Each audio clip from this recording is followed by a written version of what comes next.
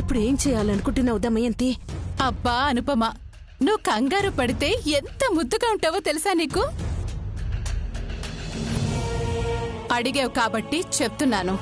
హాస్పిటల్కి తీసుకువెళ్ళి ఇందులో ఏం రాసుందో చదవమంటాను. ఇంకో కాపీ ఇవ్వమంటాను. అప్పుడు మీకు ఉంటుందమ్మా Ongole జాతరే.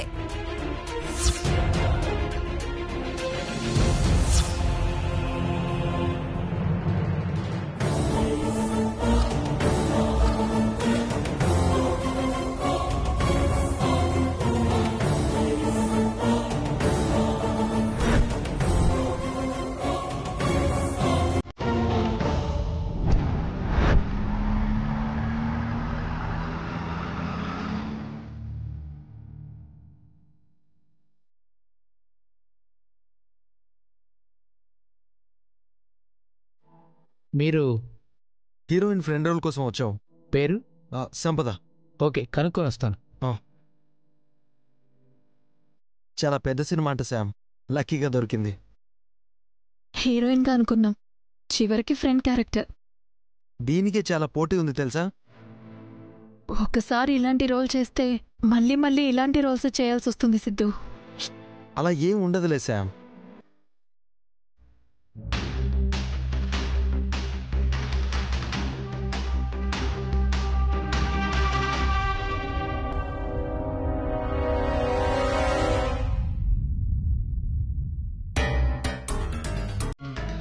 Good morning madam. Good morning.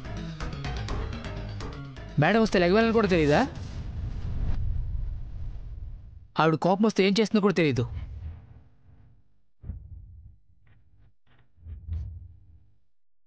చూసావా ఆవిడిచ్చే బిల్డప్? ఒకప్పుడు హైదరాబాద్లో జూనియర్ ఆర్టిస్ట్గా చేసేది. నేను అన్నపూర్ణ స్టూడియోస్లో షూటింగ్ వెళ్ళినప్పుడు చూశాను. పేరు జోగిపేట జానకి.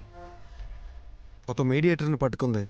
ముంబైలో 3 వారాల నుండి జోజో అని పేరు మార్చుకుంది. బాన్ ముంబై అని చెప్పుకుంటుంది.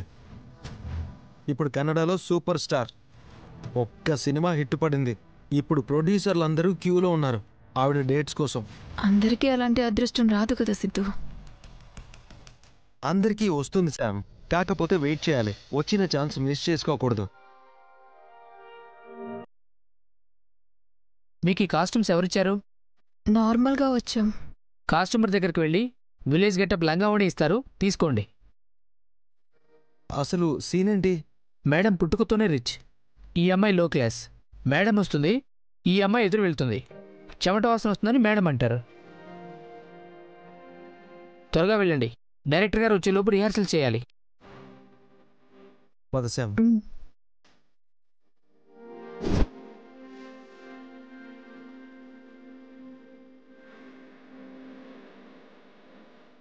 మేడం సీన్ ఎక్స్ప్లెయిన్ చేస్తానండి.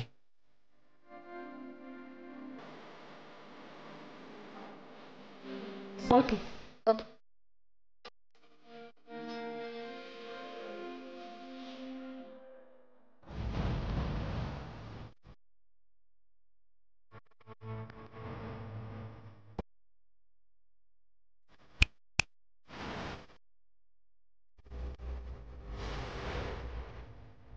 ఏంటి madam?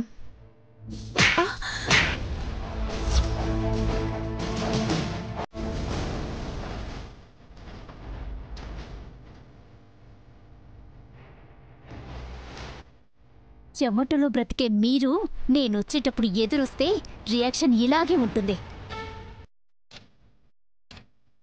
Wow wow, what a performance, really fantastic. మీరు వెళ్ళి రెస్ట్ తీసుకోండి, డైరెక్టర్ గారు రాగానే పిలుస్తాను. ఓకే. హలో, ఇలా కొడతారని ముందే చెప్పలేదు కదా? అది షూట్లో మేడం ఇంప్రూవైజ్ చేశారు, మేము ఎదురు చెప్పలేమండి. ఏదైనా ఉంటే మేనేజర్ గారితో మాట్లాడుకోండి. అరే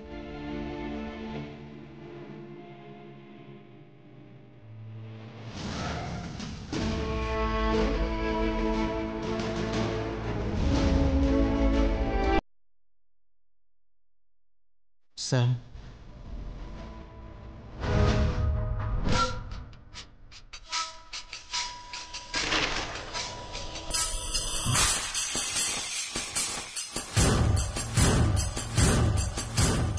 నిన్న శౌర్యకి రిపోర్ట్స్ ఇచ్చిన నర్స్ ఎక్కడుంది?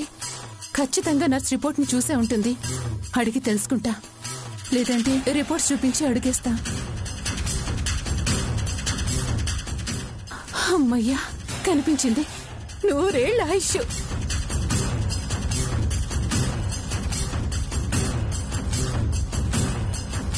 ఎలా అయినా ఈ రాక్షసత్తయ్యకి రిపోర్ట్స్ లో ఏముందో తెలియకూడదు. పొరపాటున సిద్ధు బిడ్డ అని రిపోర్ట్స్ లో ఉంటే కన్నయ్యని దూరం చేస్తుంది.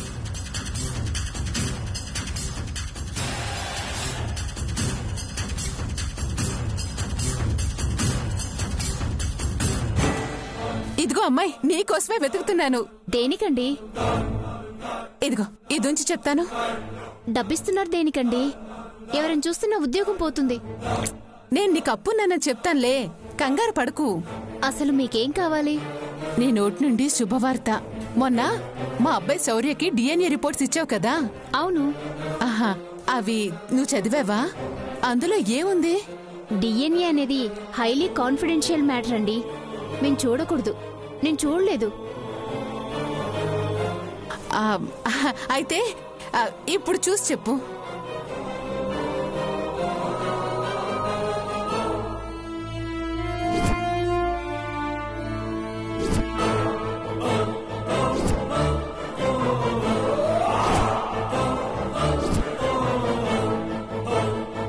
చదువమ్మా. అందులో మోక్ష ఎవరు కొడుకనుందో చెప్పు. అలాగే.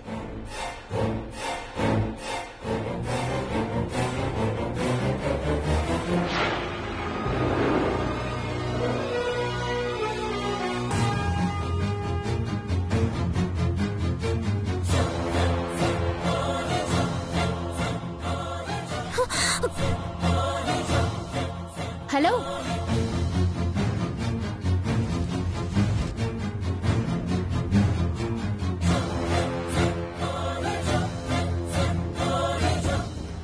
సారీ.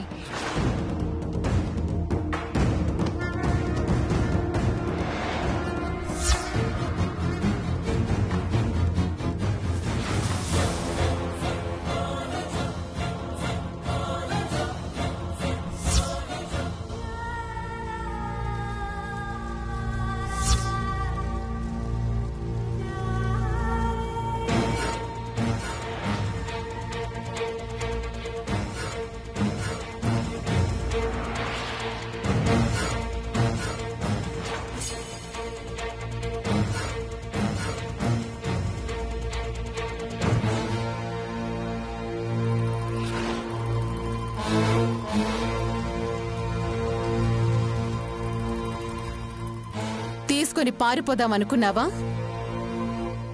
చించేద్దామనుకున్నావా? తను మా ఇంట్లో పిల్లేలే. అదే మొన్నొచ్చింది కదా కళ్యాణి.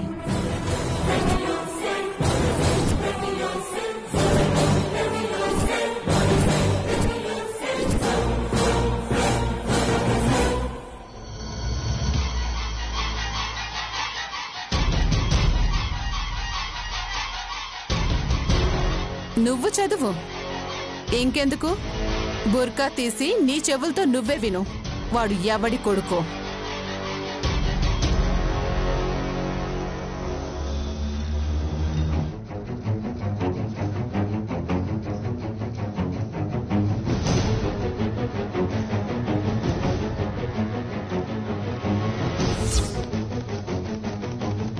అత్తయ్య,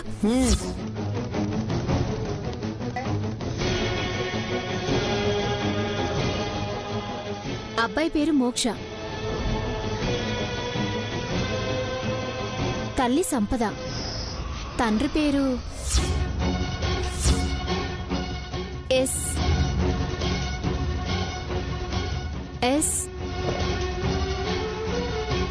ఆ ముక్కే బయటకు కక్కు. బుస్సు బుస్సు అన్నట్టు బుస్సులు కొడుతున్నావేంటి? ఇందులో తండ్రి పేరు సరిగ్గా లేదు మేడం. లేకపోవడమేంటి? మీరిచ్చిందే కదా. మీరే రాస్తారు కదా తండ్రి పేరు. రాస్తారు మేడం, కానీ ఇది చించేసిన పేపర్ని అతికించినట్టున్నారు. పేరు మిస్ అయింది.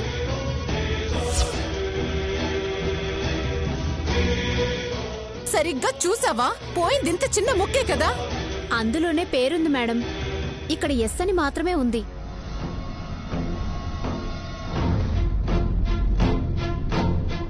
ఏమన్నావు? ఎస్ అనుందన్నావు కదా? అవును మేడం. దేవుడు నా వైపే ఉన్నాడు. నా అనుమానమే నిజమైంది. మోక్ష సిద్ధు కొడుకే. వెంటనే వెళ్ళి వాణ్ణి వదిలించుకోవాలి. ఆగండి అత్తయ్య. ఏంటి? సిద్ధు కొడుకని మీకు మీరే సర్టిఫికెట్ ఇచ్చేసుకుంటారా? నేనివ్వడమేంటి? ఎస్ అని ఉంది కదా. ఎస్ అంటే సిద్ధు అనే కాదు, శౌర్య అని కూడా వస్తుంది.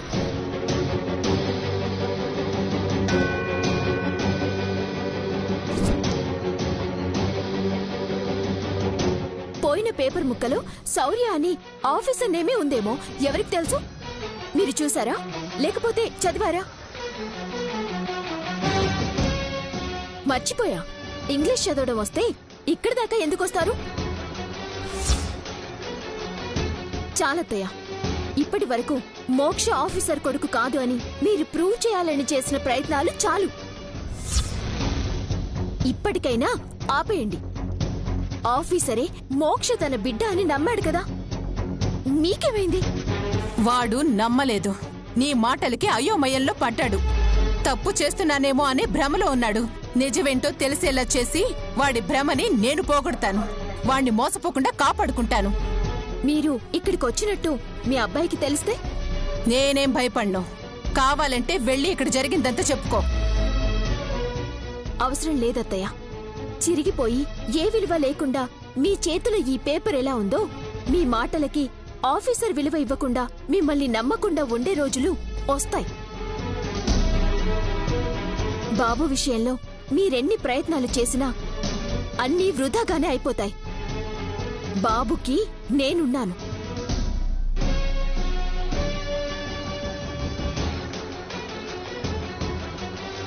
నా మాటలు నమ్మకపోవడం కాదే, మీ వాళ్ళందర్నీ నా కొడుకు చేత్తే ఇంటి నుండి బయట గెంటేస్తాను.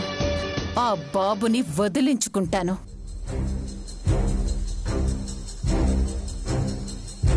నీకిచ్చిన డబ్బుకి 2 ఇంతలిస్తాను. నాకు సాయం చేస్తావా? ఏంటి మేడం? డిఎన్ఏ టెస్ట్ చేయాలంటే ఏం కావాలి? పేరేంటిది? బాబుది రక్తం కానీ, జుట్టు కానీ, గోళ్లు కానీ కావాలి. తెస్తాను. నాకు రిపోర్ట్స్ ఇచ్చే బాధ్యత నీది. అలాగే మేడం.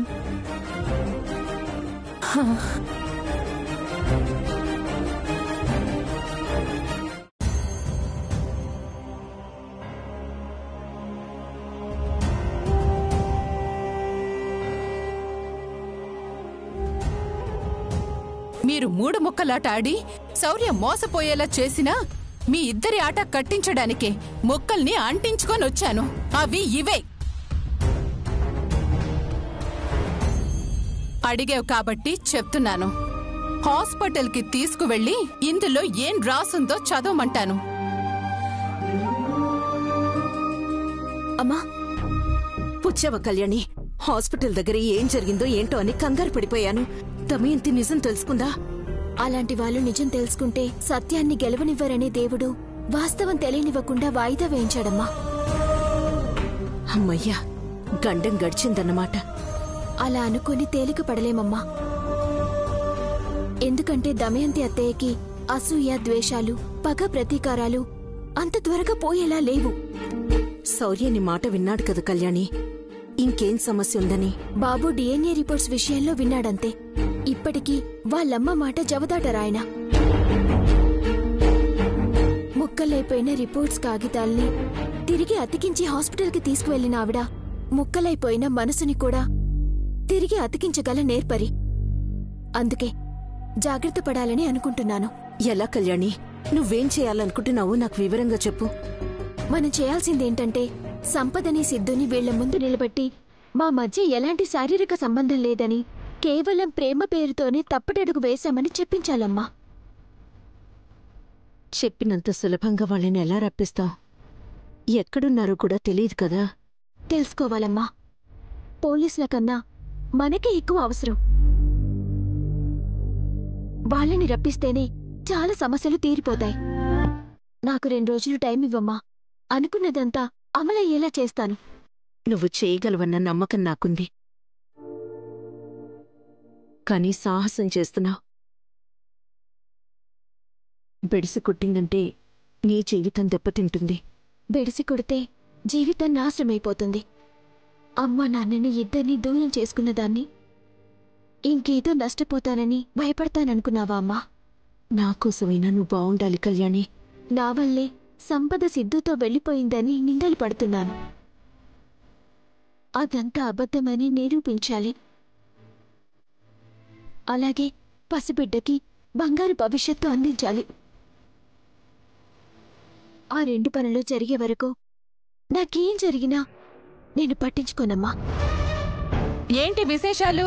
హాస్పిటల్లో నేనేమీ చెయ్యలేకపోయానని మీ అమ్మకని అమ్మతో చెప్పుకొని సంబరపడుతున్నావా? మీరు బాబుని దగ్గరికి తీసుకున్న రోజే మాకు సంతోషం, సంబరం కూడా.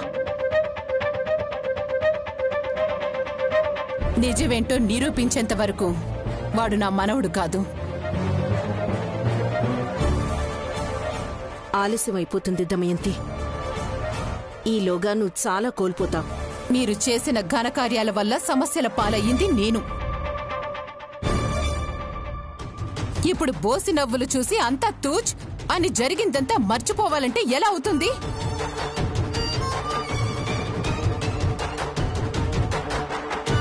మోక్ష నా కొడుకే అనే ఆధారం ఒక్కటి దొరికినా చాలు, వాణ్ణి యువరాజులా పెంచుతాను. పసిపిల్లాడి మీద కక్ష కట్టారు. ఏం సాధిస్తారనత్తయ్య? మీ అమ్మ మాధురి నడిపిన కథే ఇక్కడ రివర్స్ లో జరుగుతుంది.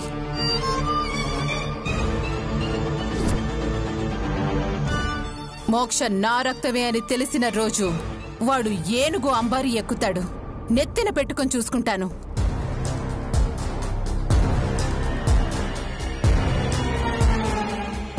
లేదంటే ఆ పాపిస్టి బాబుని కూడా నీలాగే అనాథ అని చెప్పి వదిలేస్తాను.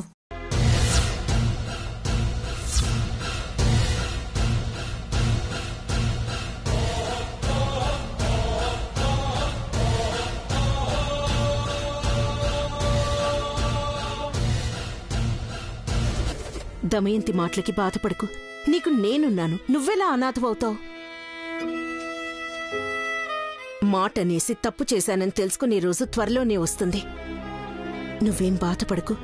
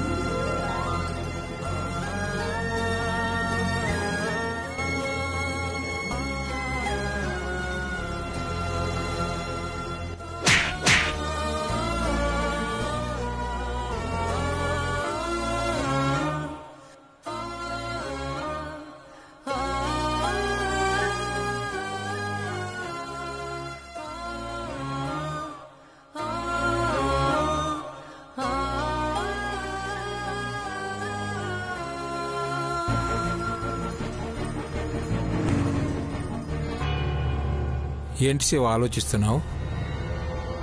మన కళ్యాణి గురించేనండి. ఆషాఢం రాబోతుంది కదా. కళ్యాణి కొత్తగా పెళ్ళైన పిల్ల. తనకు పుట్టినిల్లైనా మెట్టినిల్లైనా ఇదే కదా. కాకపోతే పుట్టింటికి రావాలంటే గోడ దాటిటు రావాలి.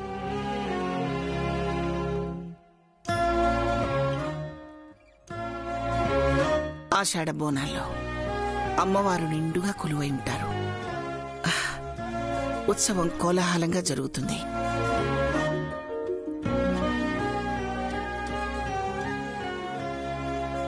ఇలాంటి సమయంలో ఆడపిల్ల పుట్టింటికొస్తే బావుంటుందండి. ప్రేమగా మన పిల్లలకి గోరింటాకు పెడితే మంచిది. దాని గురించే నా ఆలోచనంతా. అది జరగని పనిలేండి అత్తయ్యా.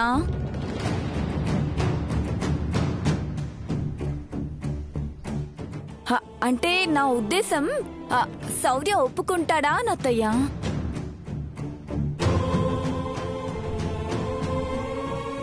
ఒకప్పుడు శౌర్య అయితే ఒప్పుకునేవాడు కాదు. నేను నీలాగే ఆలోచించేదాన్ని.